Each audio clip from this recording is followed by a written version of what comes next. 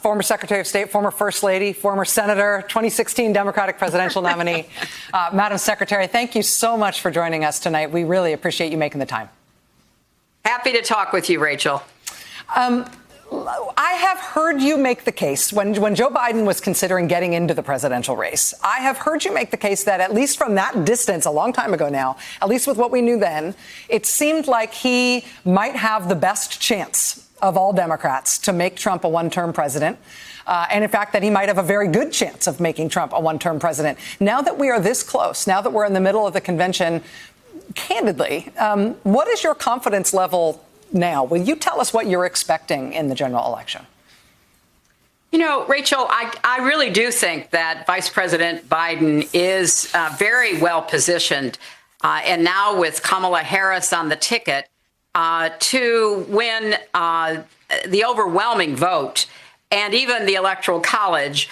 But I also fear and worry about all of the shenanigans that we are seeing from the Trump campaign and their allies, trying to, mess with the post office, increasing their efforts to suppress votes, and a much more aggressive disinformation campaign that is underway. So if we had a totally free, open election, I believe that Joe and Kamala would be our next president and vice president. But I think we're going to have to work like crazy between now and November to make sure that everybody who wants to vote does vote and every vote is counted. And that's going to be the challenge for not only the Democratic Party and the ticket, but frankly, the public and the press, so that we have an election that accurately reflects the will of the people.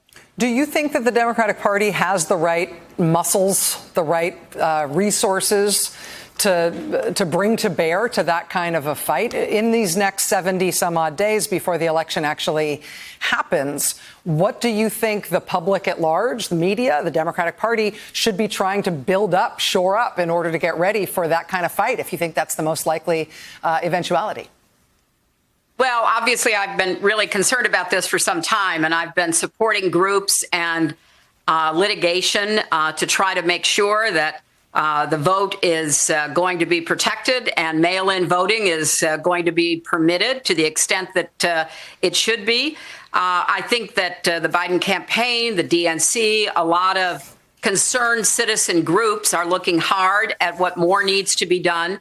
I think the press has to really absolutely zero in on what's going on with the post office. When the crony that Trump installed as the postmaster general did everything he could to undermine the vote, taking out sorting machines, cutting hours, taking out mailboxes.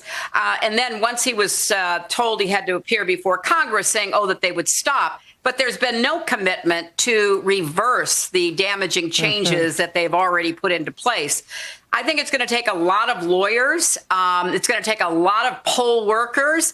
It's going to take a lot of people at the polls to counter what has already been publicly announced, which is a Republican National Committee intimidation force. They're recruiting people to show up at polling places to intimidate voters. So this is going to be a very important existential struggle, Rachel, to make sure that everything is in place to protect the vote and also to be ready for whatever scenario may come about on Election Day. And I can think of, a dozen that would be very challenging, and we have to, work them through and be prepared for any one of them. Hey there, I'm Chris Hayes from MSNBC. Thanks for watching MSNBC on YouTube. If you want to keep up to date with the videos we're putting out, you can click subscribe just below me or click over on this list to see lots of other great videos.